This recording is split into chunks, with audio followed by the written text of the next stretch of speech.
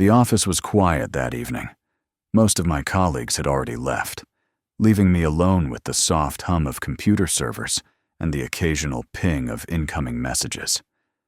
I was working late, as usual, not because I had to, but because I preferred the solitude of the empty office to my equally empty apartment.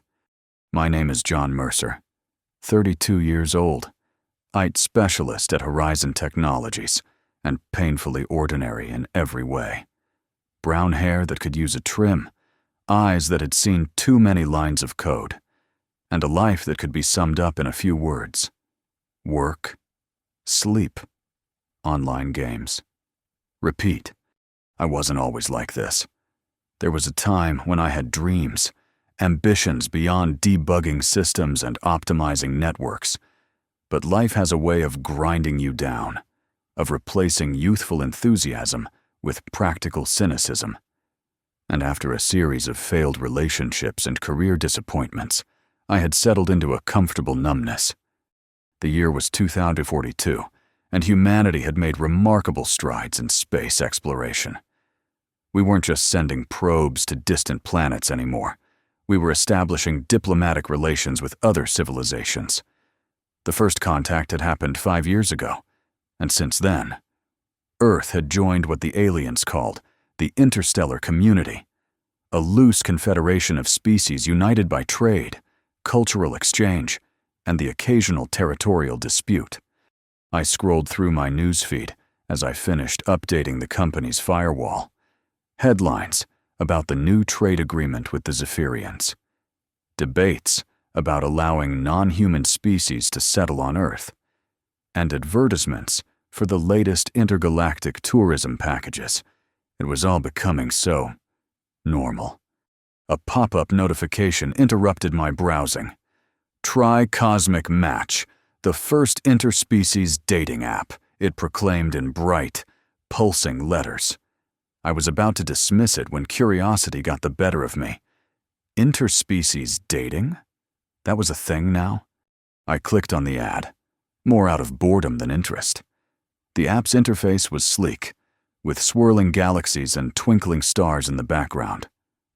Find your perfect match across the cosmos, the tagline read.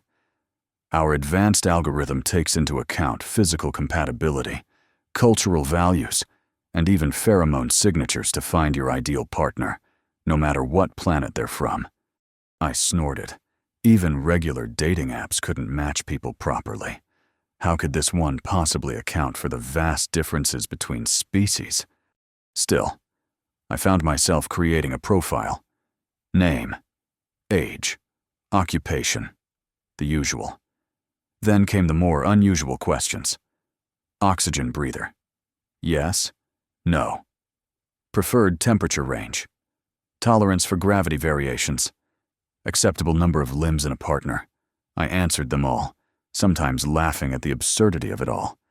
When I got to the "What are you looking for?" section, I hesitated. What was I looking for? Companionship? Adventure? Love? In the end, I typed, "Just curious, not expecting much." I submitted my profile without much thought, assuming it would be lost among thousands of others. It was late, I was tired, and the whole thing felt like a silly diversion rather than a serious attempt at finding someone. I closed my laptop, packed up my things, and headed home, quickly forgetting about Cosmic Match and its improbable promises. Little did I know that somewhere, in a distant corner of the galaxy, an algorithm was working, comparing my profile with countless others, and that it had just made what it considered a perfect match, a match that would change my life forever. The next morning was like any other. I woke up to the sound of my alarm, showered, grabbed a quick breakfast, and headed to work. The city was alive with the usual mix of humans and the growing population of extraterrestrial visitors and residents. A group of Arcturians with their distinctive blue skin were examining a street vendor's wares. A Vexillian diplomat, instantly recognizable by the crest of feathers on his head. was arguing with a taxi driver. Just another day in the increasingly diverse metropolis I called home. As I waited for the elevator in my office building, my phone chimed with a notification. Cosmic Match. I had completely forgotten about the app. Curious, I opened it to find a message. Congratulations. Based on our comprehensive compatibility analysis, you have been matched with Zara from the planet Nyx. Compatibility rating, 99.8%. One of our highest matches ever. I stared at the screen in disbelief. 99.8%? That couldn't be right. I tapped on Zara's profile, expecting to see some sort of glitch or joke. Her profile picture showed a humanoid figure with striking features. Silver-gray skin that seemed to shimmer even in the still image. Large, almond-shaped eyes, with irises the color of amethysts. No hair, but a series of intricate ridges along her scalp that formed a pattern reminiscent of a crown. According to her profile, she was a Nyxian, a species known for their telepathic abilities and warrior culture. This has to be a mistake, I muttered as the elevator doors opened. I stepped inside, still staring at my phone. Her interests included stellar navigation, hand-to-hand combat, and Earth literature. She described herself as a seeker of truth and connection, warrior of the 3rd Battalion, believer in cosmic destiny. Yeah, definitely a mistake. What could I, an introverted IT guy who spent his weekends playing online games, possibly have in common with a telepathic alien warrior? I was about to close the app when a message notification appeared. It was from Zara. Greetings, John of Earth. The stars have aligned to bring our paths together. I look forward to exploring this connection. May we find in each other what the universe has deemed compatible. I didn't know whether to laugh or be concerned. Her message sounded so formal, almost ritualistic. Was this how all Nyxians communicated, or was she just as awkward as I was? Throughout the day, I found myself returning to her message, contemplating how to respond. Should I explain that this was all a mistake? That I had signed up for the app on a whim and wasn't actually looking for an interspecies relationship? Or should I just be polite and then gradually disappear, as I had done with so many online interactions before? By the end of the workday, I had drafted and deleted at least a dozen responses. In the end, I went with simple honesty. Hi Zara, nice to meet you. I have to be honest, I'm a bit surprised by our match rating. I don't know much about Nyxians, and I'm not sure what the algorithm saw in us as compatible. But I'm curious to know more about you and your world. I hit send, and then immediately regretted it. Why hadn't I just ignored her? Now I was engaging, creating expectations, potentially leading her on. But it was done, and I tried to put it out of my mind as I headed home. 3 days passed with no response from Zara, and I had almost forgotten about the whole thing when my phone pinged with a notification from the building's security system. Visitor in lobby requesting access. Zara of Nyx. My heart nearly stopped. She was here? At my apartment? How did she even find me? I rushed to my computer and pulled up the lobby security feed. There she was, standing in the middle of the lobby, looking exactly like her profile picture, but somehow more real, more imposing. She wore what appeared to be a form-fitting armor suit, made of a material that shifted colors as she moved. And at her hip was what I could only assume was some kind of weapon. Several of my neighbors were giving her a wide berth, casting nervous glances her way. The security guard looked thoroughly intimidated as he spoke into his communicator, presumably to me, though I had silenced my phone in my panic. What was I supposed to do? Call the authorities? But she hadn't done anything wrong, had she? Just showing up unannounced was strange, but not illegal. And for all I knew, this could be normal behavior on her planet. Before I could decide on a course of action, My doorbell rang. I jumped, nearly knocking over my chair. How had she gotten past the security desk? I approached the door cautiously, heart pounding in my chest. "Who is it?" I called, knowing full well who stood on the other side. "It is Zara of Nyx, matched companion to John of Earth," came the reply, her voice deep and melodic with an accent I couldn't place. "I have journeyed across 17 systems to meet you." 17 systems, that sounded far, very far. With a trembling hand, I opened the door. And there she was, up close. She was even more striking. She stood slightly taller than me, her posture perfect, almost regal. Her eyes seemed to shimmer with an inner light, and the ridges on her head were more complex than I had initially thought, forming patterns that shifted subtly as she tilted her head. "John of Earth," she said, her face breaking into what I assumed was a smile, though it looked somewhat predatory with her slightly pointed teeth. "At last, we meet in the physical realm." Hi," I managed, suddenly very aware of my rumpled work clothes and the general disarray of my apartment visible behind me. "This is unexpected." "Is it?" She looked genuinely surprised. "Did the communication device not inform you of our match?" I received the notification and immediately began preparations for the journey. "No, I got the notification, but..." I trailed off, unsure how to explain the concept of taking things slow to someone who had apparently traveled across multiple star systems just to meet me. "I didn't realize you'd come in person so quickly." She studied me for a moment, her head tilting slightly. "I sense confusion and alarm in your thoughts. Have I violated some Earth custom by arriving unannounced?" Wait, could she read my mind? The thought sent a wave of panic through me.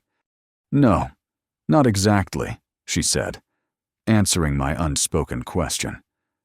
"I cannot access your specific thoughts without permission, but strong emotions project outward, especially in untrained minds such as yours." That wasn't exactly reassuring. "May I enter your dwelling?" she asked, her gaze moving past me to scan my apartment. The journey was long, and I wished to discuss our pairing in comfort. I hesitated. Inviting an alien warrior I had just met into my home didn't seem like the wisest move. But she had traveled 17 star systems, apparently just to meet me. And despite my initial fear, there was something about her that didn't feel threatening. Intense, yes, but not malicious. "Sure," I said finally, stepping aside. "Come in. Can I get you something to drink? Water, or..." I realized I had no idea what Nyxians consumed. "Water would be acceptable," she said, stepping past me with a grace that seemed at odds with her armored appearance. "Your atmosphere is drier than I am accustomed to." As I went to the kitchen to get water, I heard her moving around my living room. When I returned, I found her examining my collection of vintage video game consoles with apparent interest. "These are recreational devices?" she asked, looking up as I handed her the glass of water. "Yeah, video game systems. Old ones, from the last century. I collect them. It was my one real hobby, hunting down and restoring classic gaming hardware."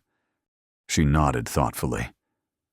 "We have similar simulations on Nyx, though ours are primarily for combat training." She took a sip of water and then fixed those unsettling violet eyes on me. "John of Earth, do you understand why we have been matched?" I gestured for her to sit on the couch while I took the armchair across from her. "Honestly, no. The whole thing seems like a mistake to me. We're from different planets, different species. I'm just an ordinary guy, and you're..." I gestured vaguely at her imposing figure. "A warrior of the 3rd Battalion. Yes," she finished for me. "But that is merely my profession. as information technology as yours. The matching algorithm looked beyond such surface elements. She leaned forward, her expression earnest. It detected a resonance between us, a compatibility of spirits that transcends physical form. I shifted uncomfortably. I'm not sure I believe in that kind of thing. Belief is not required for truth to exist, she said simply. On my world, we have a concept called Khazar, twin souls who find each other across time and space. It is rare, even among my own people. But when the notification came with such a high compatibility rating, I knew I had found my Khazar. Her eyes seemed to glow more intensely. You, John of Earth. I didn't know how to respond to that. The idea that this powerful alien being believed me to be her cosmic soulmate was both flattering and terrifying, and completely absurd. Of course. Zara, I think there's been a misunderstanding, I said gently. The app probably has bugs.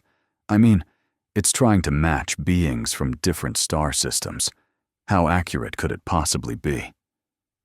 She didn't seem offended by my skepticism. Instead, she smiled that slightly unnerving smile again. You doubt because you do not yet feel what I feel. This is understandable. Among my people, it is often the case that one soul recognizes the connection before the other. She set down her water glass with a decisive motion. I will stay on Earth and prove the truth of our connection. Stay? For how long? I asked, alarmed. Until you recognize our bond, she replied, as if it were the most reasonable thing in the world. Or until you definitively reject it. Either way, certainty must be achieved. I ran a hand through my hair, trying to process what was happening. An alien warrior had essentially just invited herself to stay indefinitely in my life, until I either fell in love with her or definitively broke her heart. This was not how I had expected my evening to go. Where will you stay? I asked, practical concerns momentarily overriding my existential panic.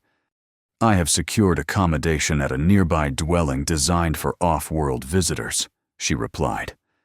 I understand human customs enough to know that cohabitation is not immediate among your species. She stood up, towering over me slightly. I will depart now and contact you again tomorrow to begin our courtship rituals. Before I could respond, she had moved to the door with that uncanny grace. Rest well, John of Earth. Tomorrow, we begin the journey of discovering our connection. And then she was gone, leaving me alone in my apartment with an empty water glass and the distinct feeling that my life had just become exponentially more complicated. Sleep didn't come easily that night. I kept replaying the encounter in my mind, trying to make sense of it all. Was she delusional? Dangerous? Or just from a culture so different from mine that her behavior seemed bizarre when it was perfectly normal by her standards? I did some research on Nixians, but the information available was limited. They were a relatively new addition to the interstellar community, having joined only 2 years ago. They were indeed known for their telepathic abilities and warrior culture, as well as their advanced starship technology. They were described as honorable but intense, with complex social structures and strong beliefs in cosmic connections. Nothing I read suggested they were prone to obsession or stalking behavior, which was somewhat reassuring. I also looked into the Cosmic Match app more carefully. It was developed by a multi-species team and claimed to use advanced quantum algorithms and psychobiological pattern recognition to identify compatibility across different life forms. The app had mixed reviews. Some users claimed to have found genuine connections, while others complained of cultural misunderstandings and biological incompatibilities. By morning, I was exhausted, but had decided on a course of action. I would meet with Zara, explain clearly that I wasn't looking for a relationship, especially not one as intense as she seemed to want. And hopefully, she would understand and return to her home planet. Simple, straightforward, mature. Of course, nothing involving interstellar cultural differences is ever simple. Zara contacted me precisely at 9 a.m., suggesting we meet at a nearby park. Natural settings reveal much about a person's character. Her message explained. I agreed, thinking a public place was probably the safest option for this conversation. When I arrived at the park, I found her sitting cross-legged on the grass, her eyes closed and face tilted toward the sun. She had exchanged her armor for what appeared to be civilian clothes, a simple tunic, and pants made of a shimmering material similar to her armor, but more relaxed in appearance. Without the imposing battle gear, she looked almost normal. Well, as normal as a silver-skinned alien with purple eyes could look. She opened her eyes as I approached, as if sensing my presence. "John of Earth," she greeted me, rising to her feet in one fluid motion. "You appear fatigued. Did you not rest well?" "Not really," I admitted, too tired to pretend otherwise. "This situation is a bit stressful for me." "Stress is the body's way of preparing for important challenges," she said, nodding as if this confirmed something for her. "It is good that you recognize the significance of our meeting." Not exactly what I meant, but I let it slide. "Zara, I need to be honest with you. I think you've misinterpreted our match. I'm not looking for a Khazar, was it? I'm not even looking for a regular relationship right now." She listened attentively, her head tilted slightly, those unsettling eyes fixed on my face. When I finished, she was quiet for a moment, considering my words. "Your honesty is admirable," she said finally. "Among my people, directness is valued, but I believe you are mistaken. Not about your current desires, but about the nature of our connection." She gestured for us to walk, and I fell into step beside her. The Khazar bond is not something one seeks, like a job or a dwelling. It is something one discovers, often unexpectedly. "But how can you be so sure?" I asked, genuinely curious despite my skepticism. "You've only just met me." "I was sure from the moment our profiles were matched," she said simply. "But I understand that humans rely more heavily on physical interaction and extended familiarity to form bonds." She looked at me with what seemed like gentle amusement. "I am patient. John of Earth, I do not expect you to recognize our connection immediately." "And if I never do?" I challenged. "What if we spend time together, and I still don't feel this cosmic bond you're talking about?" She considered this as we walked past a small pond where ducks were swimming. "Then I will accept your decision and return to Nyx," she said, her voice steady. "But I ask that you give this possibility a fair chance. Allow me to show you my world, as I learn about yours. If after a reasonable period you feel nothing, I will depart without protest." It was a more reasonable response than I had expected. And put that way, it didn't sound so threatening. Just spending some time with someone different, learning about another culture. If it didn't work out, she'd leave. No pressure. Except for the small detail that she believed us to be cosmic soulmates, destined to be together. "Define reasonable period," I said. Not quite ready to agree. "1 lunar cycle of your planet," she proposed. "Approximately 30 Earth days. Is this acceptable?" A month? I could handle a month, right? And who knows? Maybe it would be interesting to learn about alien culture firsthand. At the very least, it would break the monotony of my current existence. "Okay," I found myself saying. 1 month, but no promises about cosmic connections or twin souls or whatever.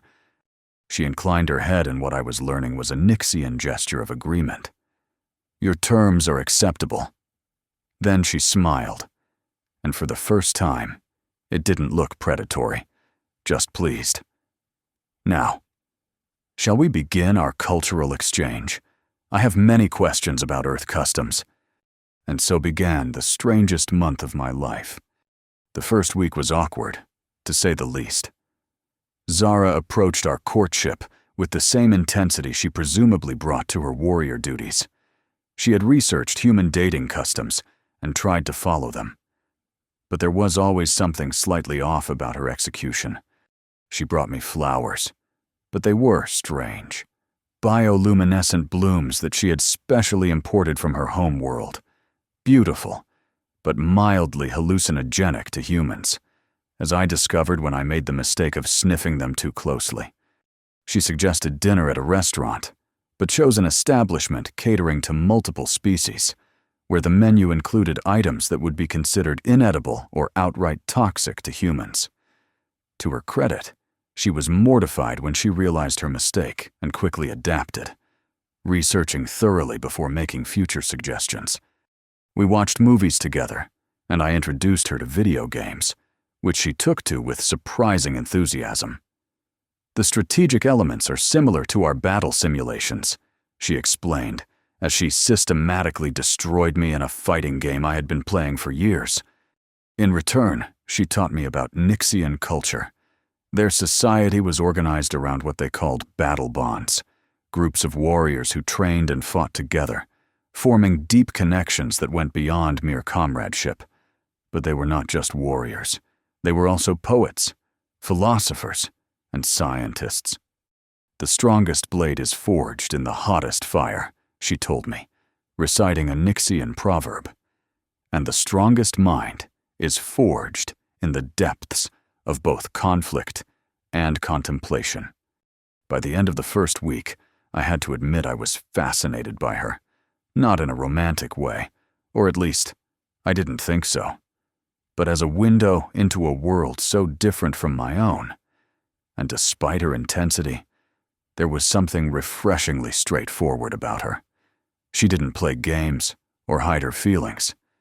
If she thought something, she said it. If she wanted something, she pursued it. It was both unsettling and strangely liberating to be around someone so unbound by the social niceties and subtle deceptions that characterized so many human interactions. The second week brought new challenges, primarily in the form of my friends and coworkers, who had inevitably noticed that I was suddenly spending time with a silver-skinned alien warrior. "Dude, she's way out of your league," said Marcus, my colleague from the IT department, as we ate lunch in the company cafeteria. I mean, she's literally from another planet. She could probably snap you in half with her bare hands. "That's not the kind of encouragement I'm looking for," I muttered, picking at my salad. "I'm just saying, she's hot, in an intimidating, might kill you in your sleep kind of way," he continued, oblivious to my discomfort. "How did you even meet her?" I hesitated, then decided on a version of the truth. "Dating app. Apparently, we're highly compatible." Marcus snorted. "Yeah, right. What do you even talk about? You barely leave your apartment except for work. And she's probably got stories about intergalactic warfare or something." He had a point. Though I wasn't about to admit it, the truth was, Zara and I did have difficulty finding common ground sometimes. Our frames of reference were so different. She didn't get my pop culture references, and I couldn't relate to her tales of Nixian coming-of-age trials that sounded frankly terrifying.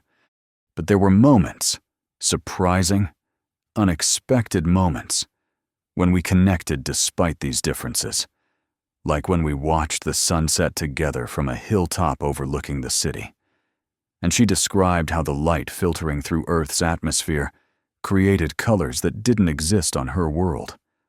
Or when I explained the concept of comfort food, and she insisted on trying my favorite, mac and cheese, and declared it a worthy sustenance, simple yet satisfying, like the quiet after battle.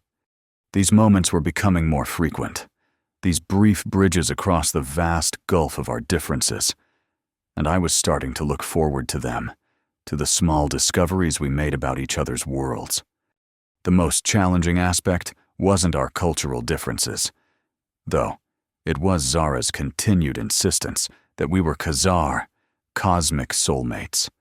She didn't bring it up constantly, but it was always there, an underlying assumption in the way she looked at me, in her patience with my human quirks and limitations. "How can you be so sure?" I asked her one evening as we walked along the riverfront, the city lights reflecting on the water. What if the app just made a mistake? She was quiet for a moment, her gaze on the distant horizon. "Among my people, there is a belief that before we are born, our souls are united in the cosmic void. When we enter our physical forms, we are separated, and some spend lifetimes trying to find that other part of themselves." She turned to look at me, her eyes reflecting the city lights. "When I saw your profile, I felt a recognition that transcends conscious thought. It was like remembering something I had forgotten. That's poetic," I said, unsure how else to respond. "But isn't it possible that you're projecting what you want to see? That you want to find your Khazar so badly that you've convinced yourself I'm it?" She didn't seem offended by the suggestion. "Possible. Yes, the mind can deceive itself in many ways. But unlikely." She placed a hand on my arm, her touch gentle despite her strength. "I understand your doubts, John. They are reasonable from your perspective. All I ask is that you remain open to the possibility." I nodded, not trusting myself to speak. The truth was, I was beginning to question my own certainty. Not that I believed in cosmic soulmates. That still seemed like a fantastical concept. But I couldn't deny that there was something about Zara that resonated with me, a connection that had formed quickly and deeply, despite all the obstacles between us.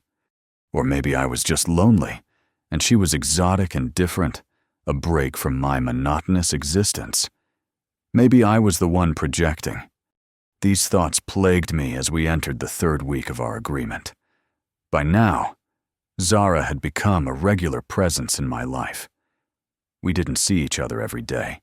She had her own activities, including regular communication with her battle bond back on Nyx and some kind of physical training regimen that she was vague about.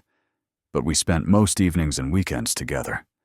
My co-workers had gotten used to her occasional appearances at the office, bringing me lunch or meeting me after work. Marcus continued to make jokes about my alien girlfriend, but they were becoming less frequent as the novelty wore off. It was during this third week that the first real test of our, whatever it was, occurred. I was at work, troubleshooting a particularly stubborn network issue, when my phone rang. It was a number I didn't recognize.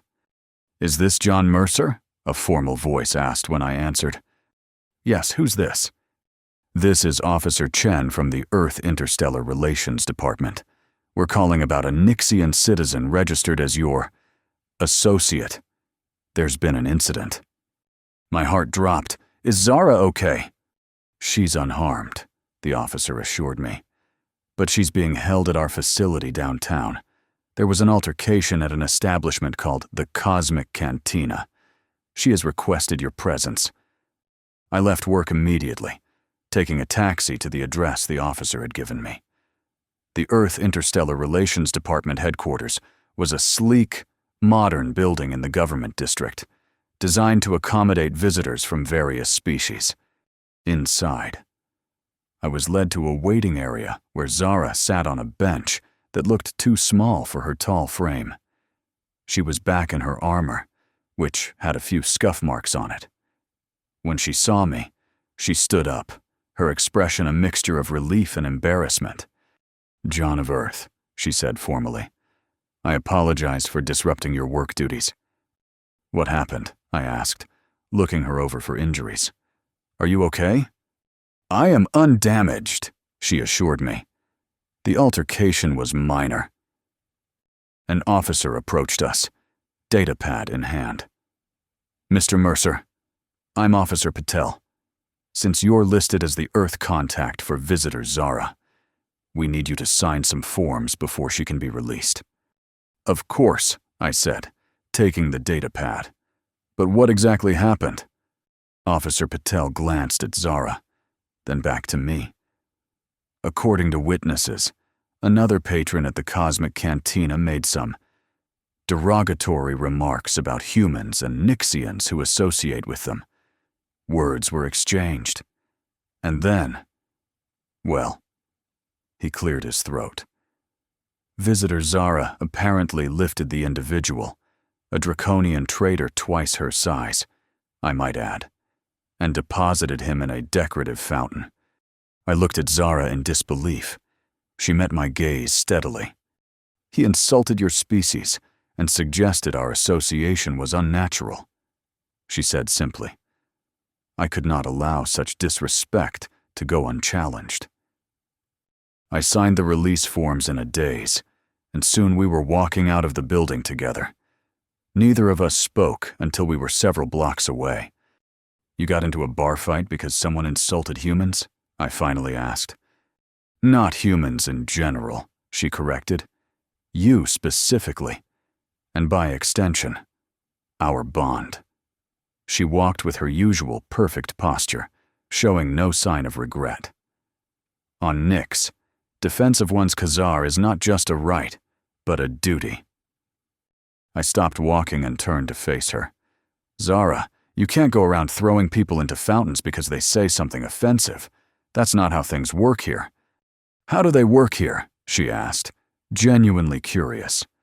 "If someone insults your bondmate, what is the appropriate response?" "First of all, you're not my bondmate," I said, the stress of the situation making me more blunt than I intended.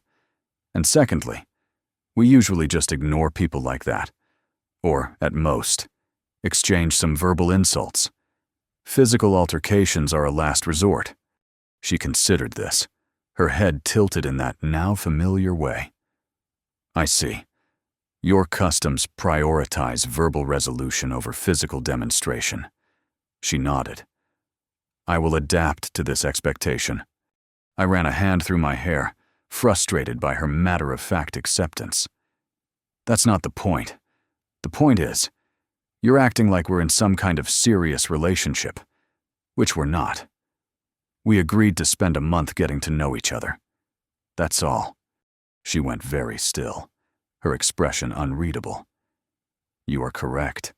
I overstepped the boundaries of our agreement." She took a step back, her posture becoming more formal. "I will not make such an assumption again." Something in her tone made me regret my harsh words. She had, after all, been defending me in her own way. And while her methods were inappropriate by Earth standards, her intentions had been kind of sweet, actually. "Look, I appreciate that you were standing up for me," I said, softening my tone. "Just maybe next time, try words first, before the fountain tossing." A small smile appeared on her face. "I will consider this approach." She hesitated, then added, "The draconian was unharmed, merely wet and humiliated. I was careful in my application of force." I couldn't help but laugh at the mental image. "I'm sure you were." I checked my watch. "It's still early. Do you want to get dinner? I know a place that serves both human and Nixian-compatible food." She nodded, her posture relaxing slightly. "I would like that." As we walked to the restaurant, I found myself thinking about her reaction to the insult. It was excessive. Yes, but also kind of nice to have someone so ready to defend me. Most of my previous relationships had been tepid affairs, ending not with dramatic breakups, but with mutual fading of interest. No one had ever cared enough to get angry on my behalf. Not that this was a relationship, I reminded myself firmly.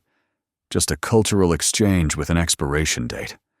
The fourth week, the final week of our agreement, arrived faster than I expected. Zara and I had settled into a comfortable routine. We explored the city together, trying different foods, visiting museums and parks. She taught me some basic Nixian phrases and showed me meditation techniques used by her people to enhance their telepathic abilities. I introduced her to my favorite movies and music, explaining the cultural context she needed to appreciate them. But as the end of our agreed-upon month approached, a strange tension began to grow between us. We both knew that a decision point was coming, but neither of us brought it up directly. On the evening of the 28th day, Zara invited me to her temporary dwelling for the first time. It was in a building specifically designed for off-world visitors, with adaptable environmental controls and facilities that could accommodate various biological needs. Her apartment was sparsely furnished, but distinctly alien.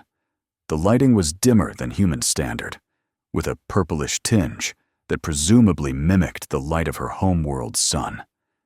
The temperature was warmer than I was used to, and the air had a slight metallic tang. Strange objects that I assumed were Nixian artifacts were displayed on otherwise empty shelves. "It is not much," she said, noticing my curious gaze. "But it has served its purpose adequately." "It's interesting," I said honestly. "Very you."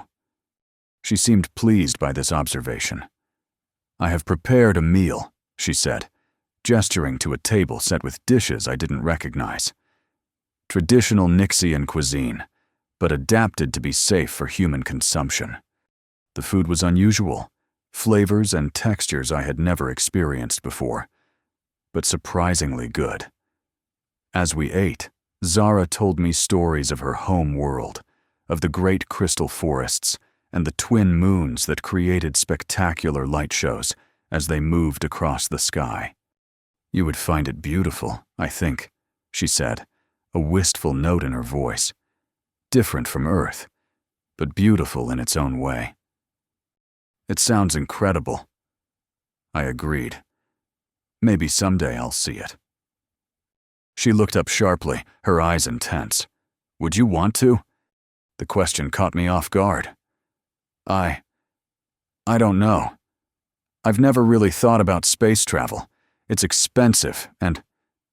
I trailed off, realizing how mundane my concerns sounded. "If you wish to visit Nix, I could arrange it," she said carefully.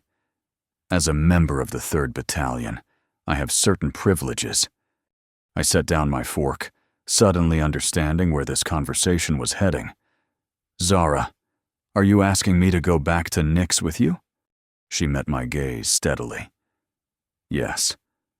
When I depart Earth, I would like you to accompany me, not permanently, if that is not your wish, but to see my world, to meet my battle bond, to explore further what exists between us." There it was, the decision I had been avoiding thinking about. In 2 days, our agreed-upon month would be over. And then what? She would return to her planet, and I would go back to my solitary existence? The thought was more painful than I had expected. "I can't just leave," I said. Though even as I spoke, I wondered if that was true. What was really keeping me here? A job I was increasingly ambivalent about? An apartment filled with reminders of my isolated life? My work, my responsibilities. "I understand," she said, though her expression suggested disappointment. It was merely a suggestion. Perhaps at another time. We finished the meal in silence, the easy companionship of recent weeks temporarily disrupted by the looming reality of our situation. As I prepared to leave, Zara stopped me at the door. "Tomorrow," she said, "I wish to show you something important. Will you meet me at sunset, at the hilltop where we watched the stars last week?" I nodded, curious despite my emotional confusion. "I'll be there." That night, I couldn't sleep. My mind kept circling back to Zara's invitation and the decision I would soon have to make. Was there really a connection between us? Something that transcended our obvious differences? Or was this all just an interesting diversion, a break from routine that would ultimately fade into a strange memory? I thought about the past month, about how my perspective had shifted. Before meeting Zara, my world had felt small, predictable, safe in its limitations. Now, I had glimpsed something larger, not just the existence of other worlds and species, but the possibility of a more vivid, more engaged way of living. Zara approached everything with an intensity that had initially unnerved me, but now seemed refreshing. She didn't sleepwalk through life as I had been doing. She experienced it fully, embraced both its challenges and its joys with the same warrior spirit. And somehow, improbably, she saw something in me that resonated with that spirit. Not the person I had become, perhaps, but the person I could be. The person I might have been before disappointment and routine had dulled my edges. The next day passed in a blur of anticipation. I left work early and made my way to the hilltop where I was to meet Zara. It was a small park on the outskirts of the city, high enough to offer a panoramic view, but still accessible by public transportation. When I arrived, the sun was just beginning to set, painting the sky in shades of orange and pink. Zara was already there, standing at the edge of the hill, her silver skin reflecting the sunset's glow. She wore her armor again, but it seemed more ceremonial somehow, adorned with symbols I hadn't noticed before. She turned as I approached, and there was something different in her expression, a vulnerability I hadn't seen before. "John of Earth," she greeted me, using the formal address she had largely abandoned in recent weeks. "Thank you for coming." "Of course," I said, joining her at the edge of the hill. "What did you want to show me?" She gestured to the horizon, where the sun was sinking below the line of distant buildings. "First, I wish you to observe the sunset. On Nyx, our sun does not create such colors when it sets. The composition of your atmosphere creates this unique display. We stood in silence for several minutes, watching as the sky transitioned from orange to deep red, then to purple as the first stars became visible. "It's beautiful," I said quietly. "I've never really taken the time to appreciate it before. Many wonders go unnoticed when we become accustomed to them," she replied. Then she turned to face me fully. "John, what I wish to show you is not visible to the eye. It is a Nyxian tradition, performed when one believes they have found their Khazar." My pulse quickened. "What kind of tradition?" "A sharing of consciousness," she said, her voice solemn. "Not a full merging. That comes only after the bond is confirmed by both parties.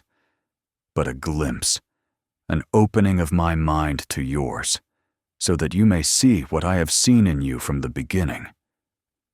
I hesitated, uncertain. "Is it safe? For a human, I mean?"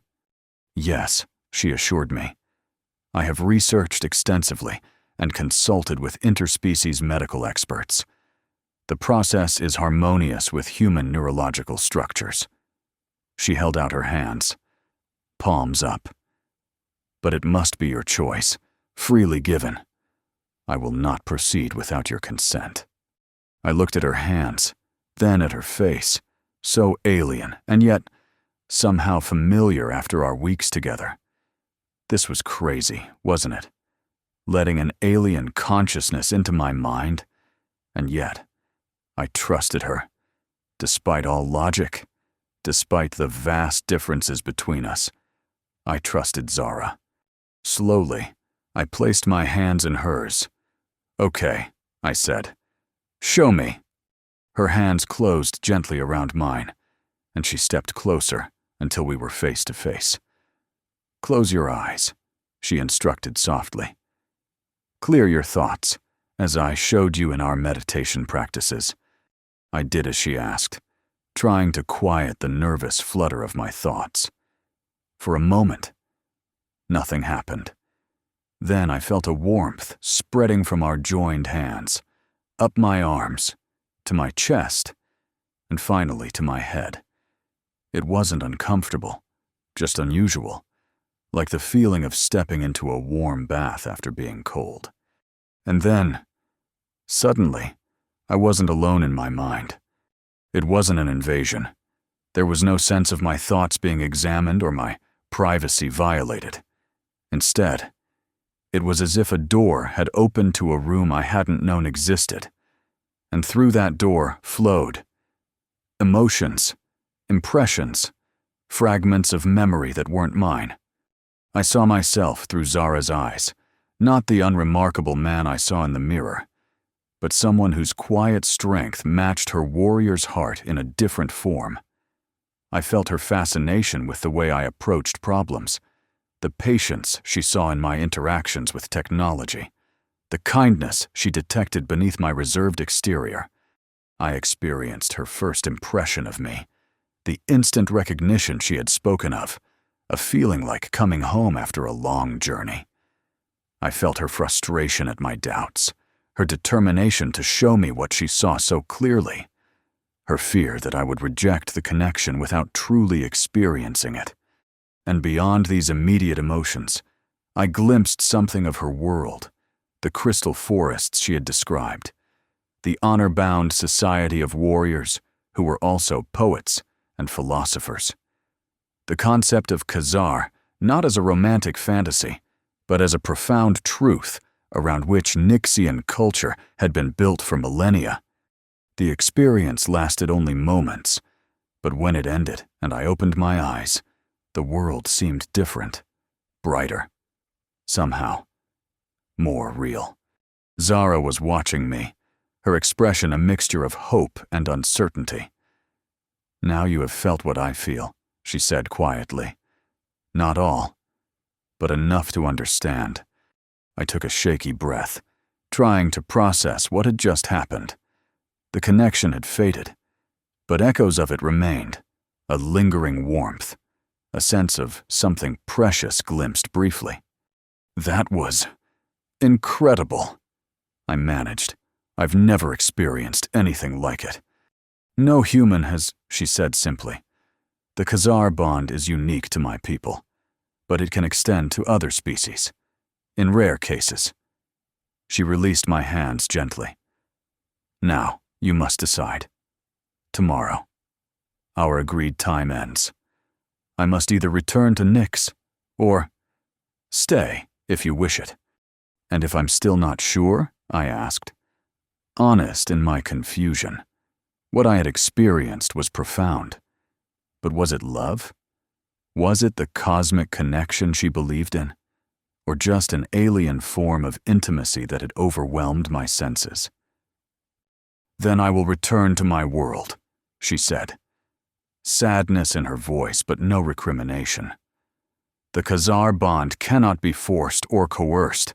It must be recognized freely by both souls." We parted soon after, both needing time to process what had happened. I walked home in a daze, my mind replaying the experience of our connection over and over.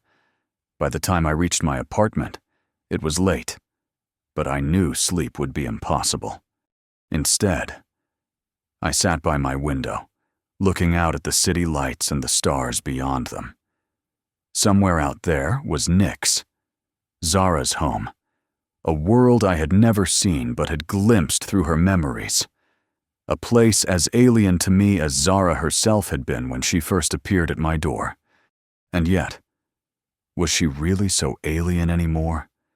In the past month, I had come to know her strength and her vulnerability, her intensity and her gentleness, her completely different way of seeing the world that had somehow expanded my own vision.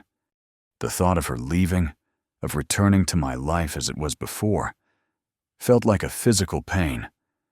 But the alternative, following her to a distant planet, immersing myself in a completely foreign culture, building a life with someone who wasn't even the same species as me, was terrifying in its own way.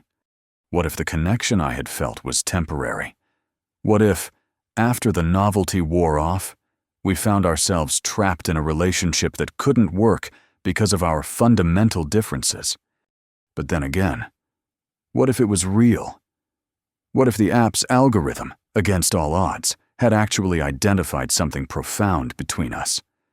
What if Zara was right, and we were Khazar, twin souls reunited across the vast distances of space? Dawn was breaking when I finally made my decision. I met Zara at the spaceport the next evening. Her ship was small but sleek, clearly designed for speed rather than comfort. A few other Nixians were present, presumably crew members, but they kept a respectful distance as we said our goodbyes. "I understand your decision," Zara said, her voice steady though her eyes betrayed her sadness. "Not all connections are meant to be pursued across such distances." I looked at her, memorizing her features, the silver skin that caught the light, the violet eyes that had looked at me with such certainty, the proud set of her shoulders even in disappointment. "Actually," I said, hefting the small bag at my feet, "I was hoping there might be room for one more passenger, just for a visit," I added quickly, "to see those crystal forests you told me about." For a moment, she stared at me in disbelief. Then her face transformed with a joy so radiant it almost hurt to look at. "You will come to Nyx?" "I've taken a leave of absence from work," I explained. 3 months. Enough time to see your world, meet your people, and—" I took a deep breath, "and explore what this connection between us really is. I don't know if I believe in Khazar the way you do, but I know that when I think about you leaving without me, it feels wrong, like I'd be making the biggest mistake of my life." She stepped forward and took my hands in hers, a gesture that now carried so much more meaning after our shared consciousness. "John of Earth," she said formally, then smiled and corrected herself. "John. My people have a saying, the journey of twin souls is neither straight nor easy, but it is always worthwhile." "Well," I said, returning her smile, "I've always wanted to travel more." As we boarded the ship, I felt a strange mixture of terror and exhilaration. I was leaving behind everything familiar to journey to a world I knew only through second-hand descriptions and brief telepathic glimpses. I had no idea what awaited me there, or what the future held for Zara and me. But for the first time in years, I felt truly alive. Whatever happened next, whether our connection proved to be the cosmic bond she believed in, or something more mundane but no less valuable, I knew I wouldn't regret taking this leap. Sometimes, the mistakes in our lives, even the mistakes made by dating app algorithms, turn out to be the best things that could have happened to us. And as Zara's ship rose into the darkening sky, Earth falling away beneath us, I couldn't help but wonder if maybe, just maybe, she had been right all along. Maybe she was my soulmate, my Khazar, and maybe, in the vastness of the universe, finding each other was no mistake at all, but the most improbable, wonderful piece of cosmic destiny. Only time would tell. And now, we had all the time and space we needed to discover the truth together.